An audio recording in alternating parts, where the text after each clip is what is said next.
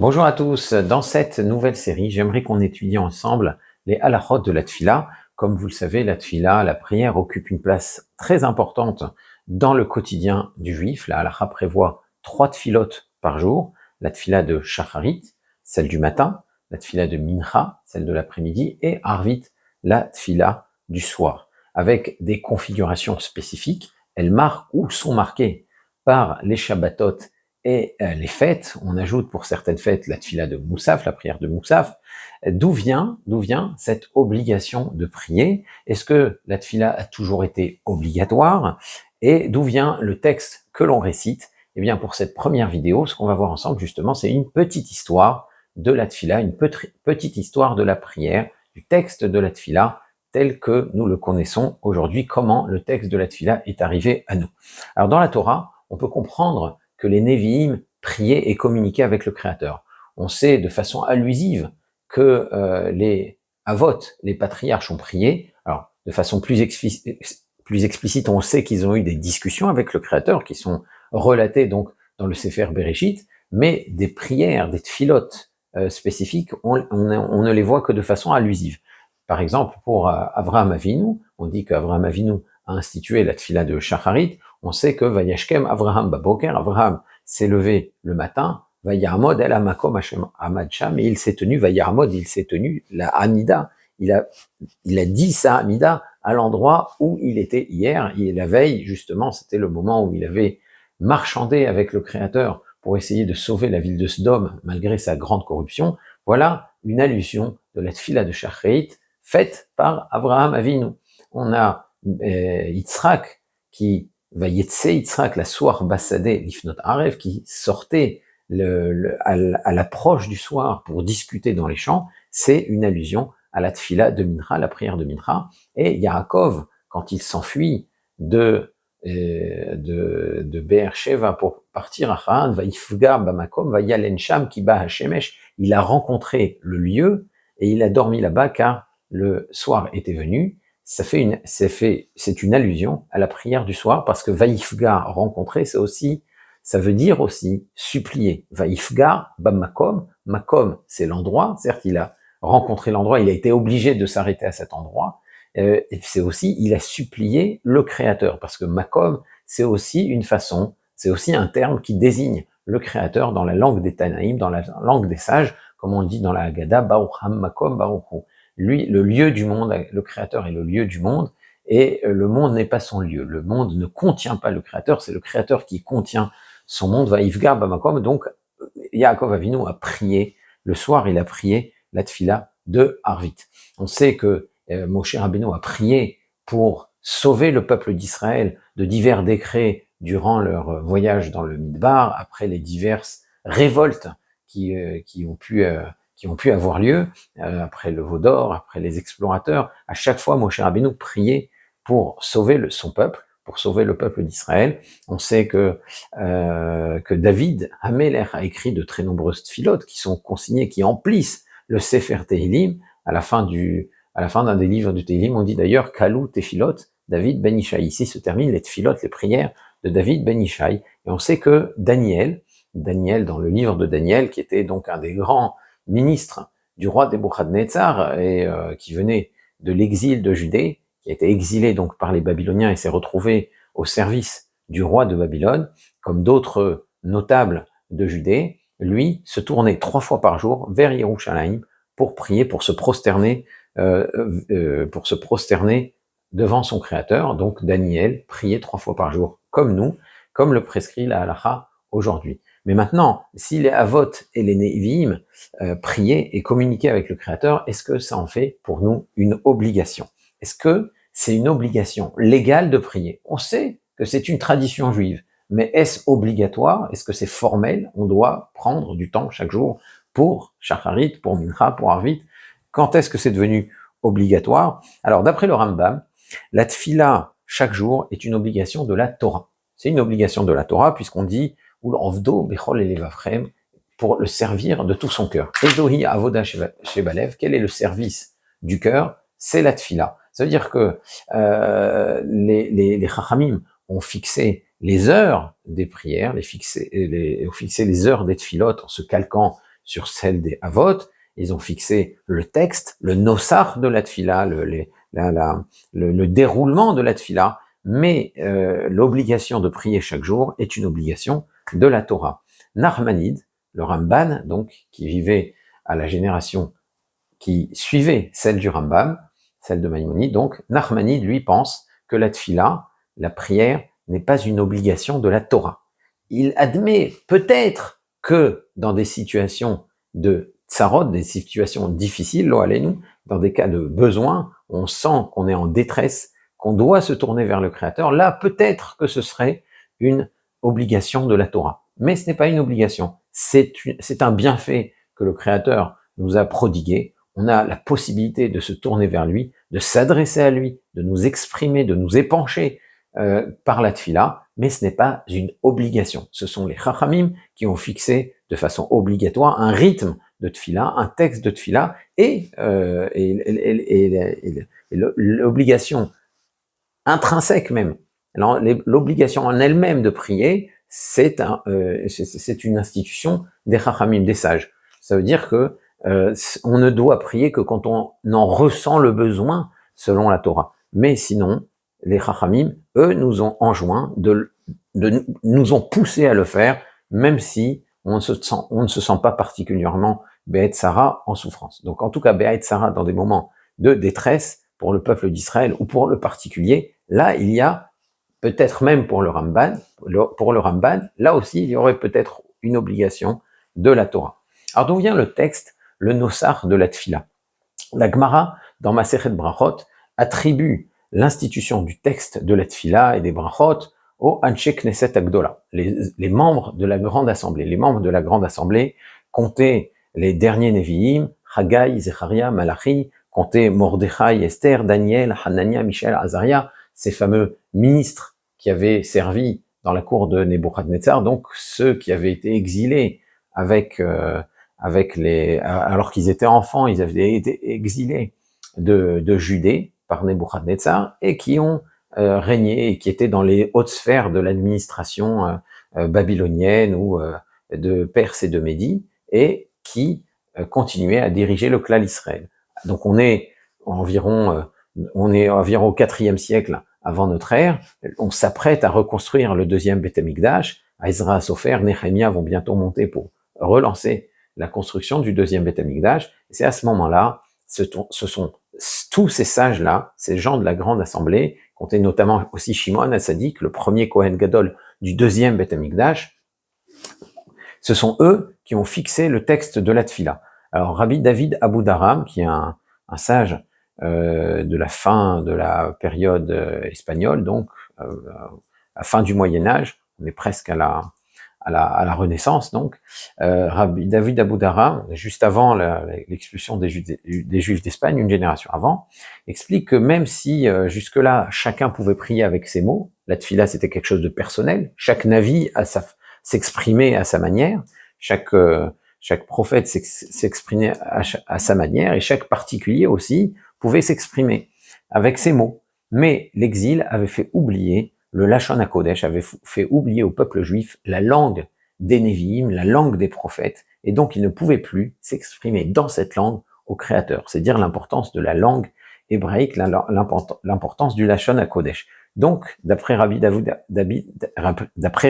Abudaram, c'est pour cette raison qu'il fallait fixer un nosar, un texte de la Tfila, qui rassemblait l'essentiel des demandes du tzibour, d'un tzibour ou d'un particulier, et inspirer des tfilotes, des divers tfilotes des Nevi'im qu'on pouvait trouver dans le Tanakh. D'ailleurs, le Abudaram rapporte de façon systématique pour chaque bracha, c'est le premier, d'ailleurs, le Abudaram, c'est le premier commentaire de la tfila, commentaire de la prière. Et il rapporte de façon systématique les psukim desquels s'inspirent les formulations de notre texte de la tfila. Donc chacun peut s'exprimer devant le Créateur dans une langue hébraïque saine, donc correcte, qui ne soit pas imprégné, on va dire, teinté de langues étrangères, comme l'araméen par exemple, et en tirer une aspiration et un apaisement, et espérer éventuellement même être exaucé par le Créateur. Dans Masechet Yoma et Sanhedrin, on dit que les membres de la grande assemblée, les Anshe Knesset Agdola, ont éliminé le penchant pour l'idolâtrie. Alors, j'ai envie de dire, bon, c'est mon cri-douche personnel, que comment on enlève le penchant de l'idolâtrie, hein. Alors, le texte de la Gemara, ils expliquent que le lion, le penchant de l'idolâtrie est sorti comme un lion du Kodesh à Kodashim et qu'ils l'ont enfermé et c'est comme ça qu'ils l'ont éliminé. C'est bien sûr une image, mais qu'est-ce que ça veut dire? De quelle façon ils ont réussi à faire en sorte que le penchant pour l'idolâtrie disparaisse du peuple juif? Alors que, justement, avant la destruction du premier Beth Amikdash, à la fin de la période du premier Beth Amikdash, les Nevi'im venaient et revenaient, même pendant des décennies, voire des siècles, rappeler systématiquement le peuple juif à l'ordre, le peuple juif, le peuple d'Israël en général à l'ordre, pour leur demander d'abandonner le fétichisme, d'abandonner le recours à des divinités étrangères et à des prophètes du Baal, etc. Et c'est à cause de ce fétichisme, de cette trop grande confiance dans des faux prophètes que le premier Beth Amikdash a été détruit. Donc, comment les Anshe Knesset Agdola, qui s'apprêtent à faire revenir le peuple d'Israël sur sa terre, à la Shivat Sion, vont réussir à faire abandonner au peuple d'Israël ce penchant pour l'idolâtrie. Qu'est-ce qui va faire que quand on va reconstruire le Beth Amikdash, qu'il y aura un deuxième Beth Amikdash, il n'y aura pas les mêmes dérives qu'on aura pu voir durant la période du premier Beth Amikdash. Alors il est possible de comprendre cela du fait justement que dans la période du premier Beth Amikdash, le service divin, le seul lien qu'on pouvait avoir avec le Créateur, était exclusivement organisé autour des corbanotes, autour des sacrifices qu'on ne pouvait offrir qu'au Beth Amikdash de Yerushalayim, donc au Beth Amikdash qui avait été construit par le roi Shlomo, par Shlomo HaMelech. Ailleurs, il n'était pas possible de servir le Créateur. Et donc, c'est possible que une partie de la population, par facilité, se tournait vers des bamotes, d'autres lieux de sacrifice, où c'est absolument interdit. À partir du moment où Yerushalayim a été désigné comme le lieu du Beth Amikdash, c'est absolument interdit d'offrir un sacrifice ailleurs que dans le Beth Amikdash. C'est formellement interdit, mais c'est possible que la volonté d'avoir un lien avec le Créateur était telle que on se disait, il faut que je fasse quelque chose. Et c'est comme ça qu'on se tournait vers les bamotes, les lieux de sacrifice qui étaient externes à Jérusalem, et parfois même en venir à se tourner vers d'autres lieux de culte, des temples plus proches, qui étaient peut-être même tournés vers d'autres divinités. D'ailleurs, le roi Yerovam ben Nevat, celui qui est à l'origine du schisme, de la séparation entre le royaume de Yehuda et le royaume d'Israël, donc c'est le successeur de Shlomo HaMelech, du roi Salomon, ne régnait plus que sur la Judée et le Binyamin, le territoire de Binyamin, alors que toutes les autres tribus d'Israël s'étaient séparées du royaume de Yehuda pour être dirigées par Yerovam ben Nevat. C'est lui l'auteur du schisme qui trouvait que les impôts étaient trop lourds, etc. Je vous recommande d'étudier le Sefer Melachim, le livre des rois.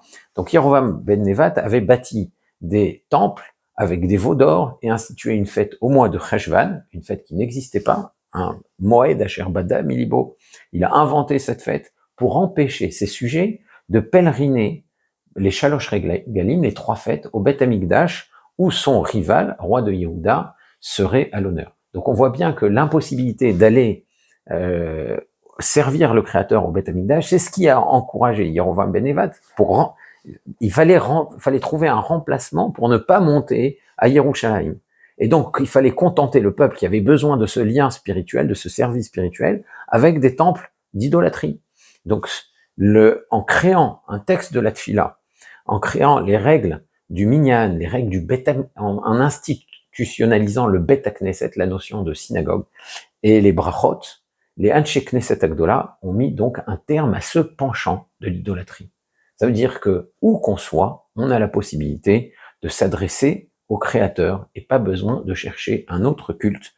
Le service d'Hachem, le service divin, est à la portée de chacun et partout. Donc même si on se trouve éloigné du Beth Amikdash, on a la possibilité de se tourner vers le Créateur pour le remercier, le supplier, exprimer ce qui tient à cœur, ce qui tient exprimer chacun ce qui lui tient à cœur. Donc.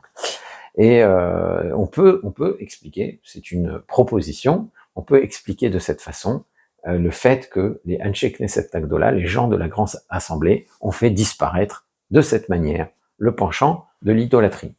Alors, après la destruction du deuxième Beth Amikdash par les Romains, beaucoup plus tard, donc plus de 400 ans plus tard, la tfila, qui avait jusque-là été prévue par les membres de la grande assemblée pour compléter le service qui était effectué au Beth Amikdash, eh bien, ça devient le seul lien du peuple d'Israël avec son Créateur. Il n'y a plus de korbanot, il n'y a plus de kohanim, de service dans le Beth Amikdash.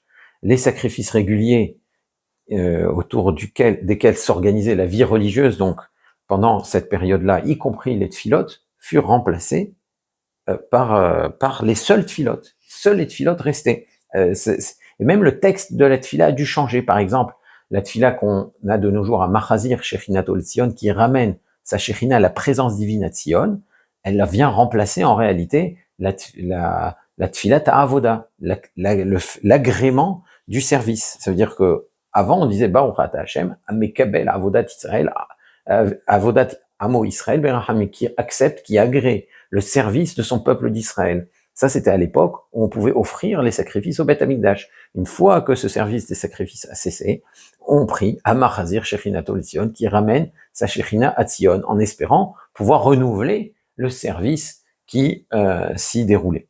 Donc, le texte même de la tfila a changé parce que il ne restait plus que la tfila. Alors, la tfila de Shacharit, par exemple, jusque-là, c'était juste l'expression de la gratitude, c'était la prière d'Avraham Avinu. Eh bien, maintenant que le Beth Amikdash a été détruit, ça n'est plus que la prière d'Avraham Avinu, ça n'est plus ça uniquement, cela vient aussi remplacer le sacrifice du Tamid, le Korban Tamid Shel Shachar.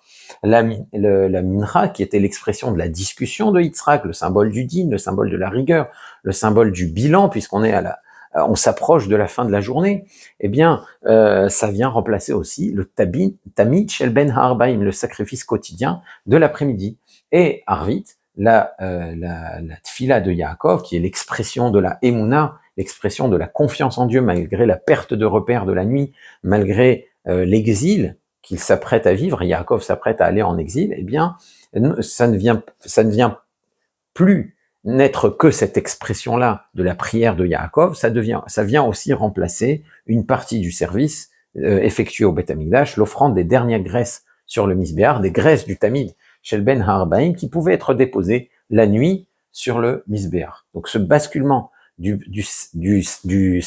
tout sacrifice à toute la tfila, il est particulièrement marqué le jour de Kippour, lors du Moussaf de Kippour, où tout le service du Kohen Gadol spécifique à Kippour est décrit avec précision dans le Seder Avoda, qui est un Seder Avoda qui est empreint de nostalgie de ce qui se faisait au Beth Amikdash, comme on voyait le Kohen Gadol, etc. Donc c'est un nouvel éclairage qui s'est ajouté à la tfila. Ça veut dire que maintenant qu'il n'y avait plus que la tfila, la prière est venue remplacer aussi les korbanot. Donc, c'est la tfila, notre prière, c'est à la fois un héritage des Nevi'im, des prophètes, mais c'est aussi un héritage du service des Kohanim. C'est aussi venu remplacer le service des Kohanim au Beth Amikdash. Ça joint à la fois les aspirations personnelles, chaque Navi a son mode d'expression, donc chacun a sa propre tfila, chacun peut, avec le texte de la tfila, avec les mots de la tfila qui sont les mêmes pour tout le monde, trouver des expressions de ces sentiments qui sont secrets et très personnels,